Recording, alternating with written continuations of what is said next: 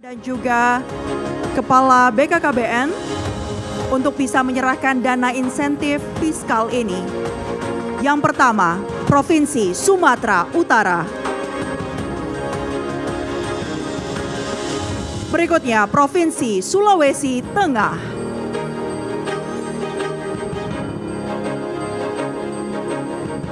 Provinsi Sulawesi Selatan.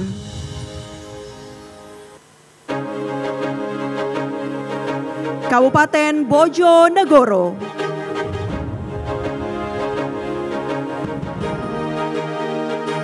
Kabupaten Bintan.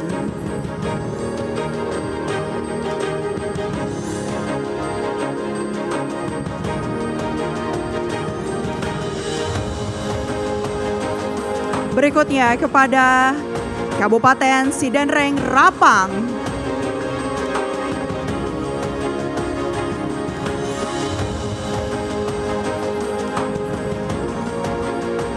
Kabupaten Morowali.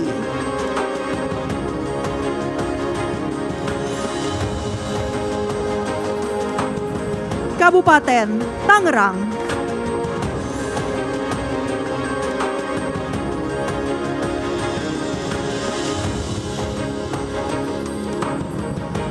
Kota Sukabumi.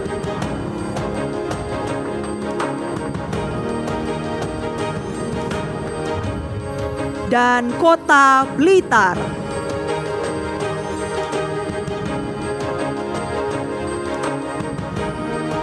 Kami mohon berkenan Bapak untuk bisa berfoto bersama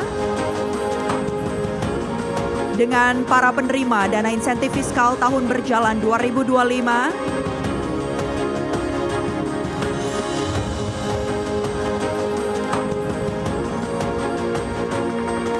Izin kami pandu. 3, 2, 1. Sekali lagi. 3, 2, 1. Kita beri tepuk tangan yang paling meriah. Sekali lagi. Dan kami mohon kepada Pak Wapres berkenan untuk tetap berada di tempat untuk memberikan arahan. Assalamualaikum warahmatullahi wabarakatuh. Salam sejahtera. Shalom, Om Swastiastu, Namo Buddhaya, salam kebajikan. Bapak dan Ibu yang saya hormati, percepatan penurunan stunting ini adalah salah satu program prioritas dari Bapak Presiden. Oleh sebab itu, program ini harus kita kawal bersama. Program ini harus kita keroyok bersama. Dan saya rasa kuncinya di sini adalah sinergi antara pusat dan daerah. Saya meyakini juga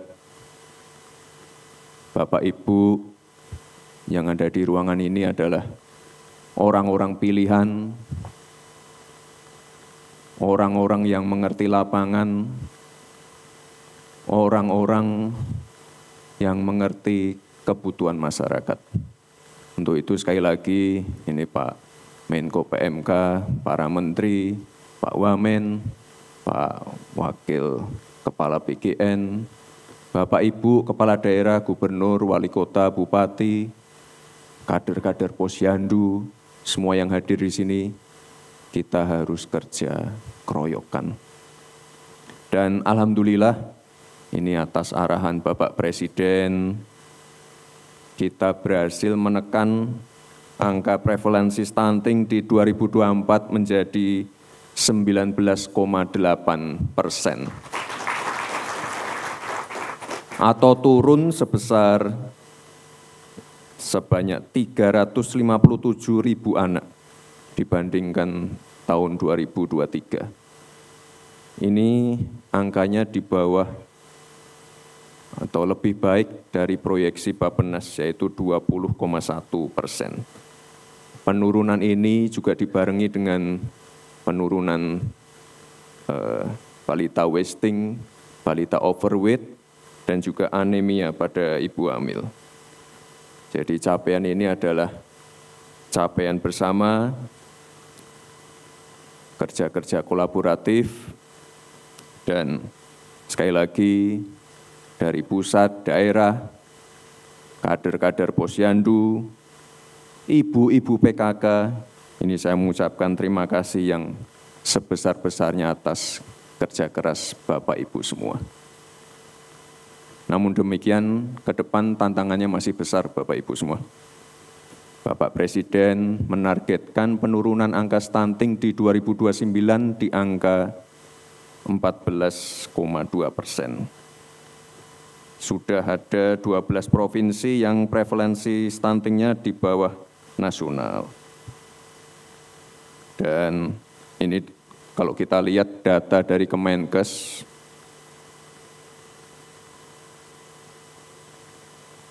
Jawa Barat ini adalah salah satu provinsi dengan penurunan prevalensi paling signifikan.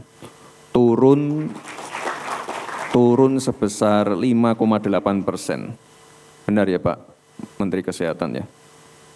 Ini ada Pak Wakil Gubernur ya? Pak Wakil Gubernur. Ini ada mic-nya, ada mic. Silakan Pak Wakil Gubernur, apa ini kunci-kunci keberhasilannya? Ya, kami perkuat komitmen pimpinan daerah, kolaborasi lintas sektor, baik ke tingkat desa dan kelurahan, dan kami juga membentuk tim pendampingan daerah seluruh perangkat daerah di Provinsi Jawa Barat. Mereka menjadi pendamping daerah dalam penurunan prevalensi stunting. Itu Pak. Dan kami pun targetkan dalam kepemimpinan kami, Kang Dedi dan saya, 5 tahun ini tidak ada lagi stunting baru atau new zero stunting di Jawa Barat. Nah, tepuk tangan.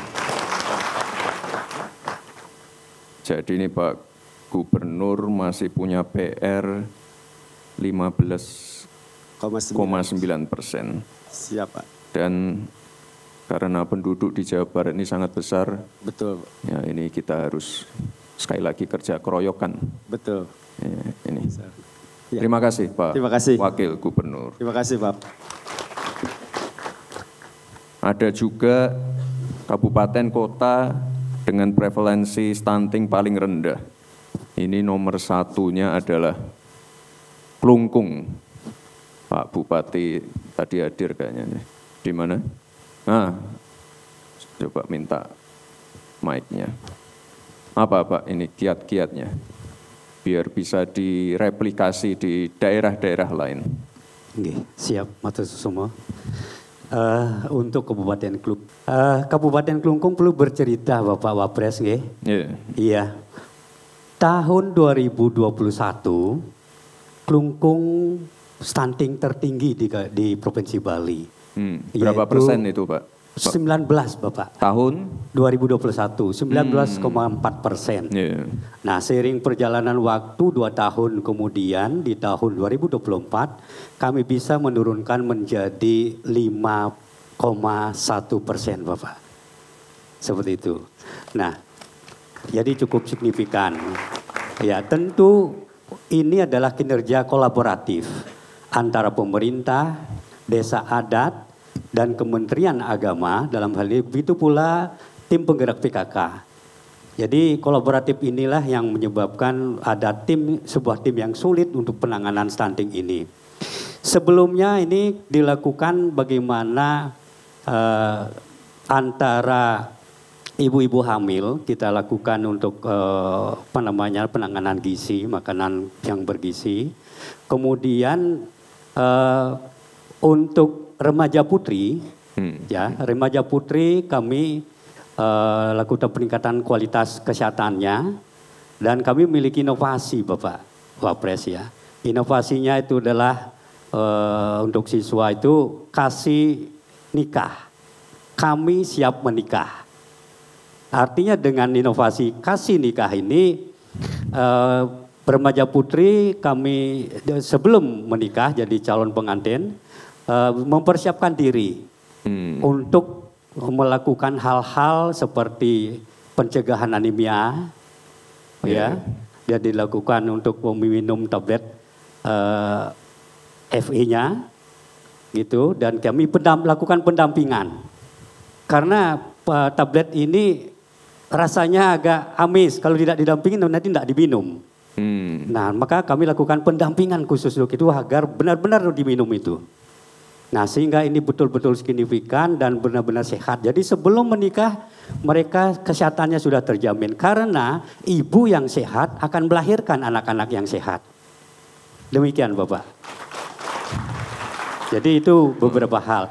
Kemudian selain itu juga di Posyandu kedatangan daripada Pak Ibu hamil dan balita yang kita kita periksa di sana untuk melakukan kegiatan-kegiatan pencegahan stunting ini frekuensinya sangat tinggi, kehadirannya sangat tinggi. Jadi kesadaran masyarakat atau kesadaran ibu hamil dan untuk membawa para anak-anak untuk memeriksakan di Posyandu itu sangat tinggi. Turunan stunting di kabupaten itu cukup signifikan dalam 2 tahun terakhir ini. Ke depan kita fokus kepada pencegahan selain penanganan kasus Bapak. Jadi ke depan 5 tahun ke depan agar zero stunting di Kabupaten Kelungkung. Terima kasih Pak. Lalu terkait pernikahan dini, apa Pak kiat-kiatnya? Terkait dengan pernikahan dini tentu pembinaan dan edukasi telah kita lakukan agar tidak terjadi hal itu. Dan di siswa, kami kan untuk siswa-siswa kami lakukan edukasi dan kami memiliki program itu Bapak. Jadi agar tidak terjadi pernikahan dini, termasuk juga bagaimana edukasi seksualitas itu kita lakukan juga. Demikian Bapak. Baik, terima kasih Pak. Ini saya lihat di Bali ini ada 3 kabupaten yang angkanya rendah. Kelungkung 5,1%, coba ditampilkan di layar. Gianyar 5,4%, dan juga ada Badung 7,2%. Saya kira ini luar biasa sekali Pak. Titip untuk Pak Gubernur, ini harus digenjot terus. Dan saya kira ini bisa direplikasi di kota-kota lain. Terima kasih Pak. Siap Bapak. Saya juga ingin mendengar cerita-cerita dan masukan dari kader Posyandu. Ini dari 1,5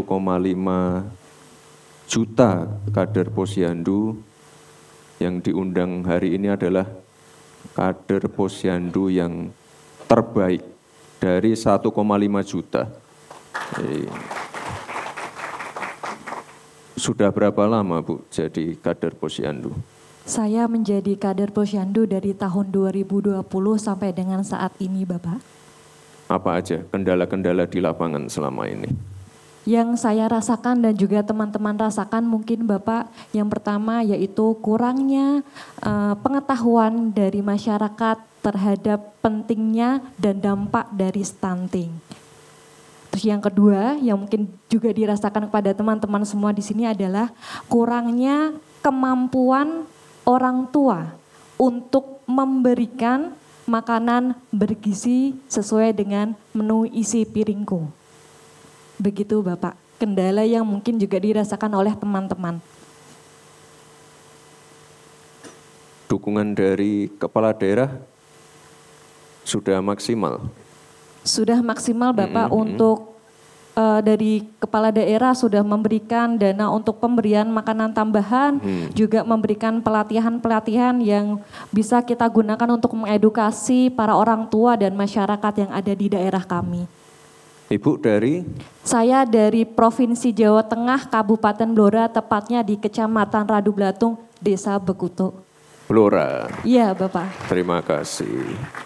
Nah ini Pak Menko, Pak Menteri, ada 1,5 juta kader posyandu. Saya kira ini perlu ada sedikit ya, tambahan insentif. Alhamdulillah, terima kasih. Karena apapun itu, kader posyandu itu adalah ujung tombak di lapangan.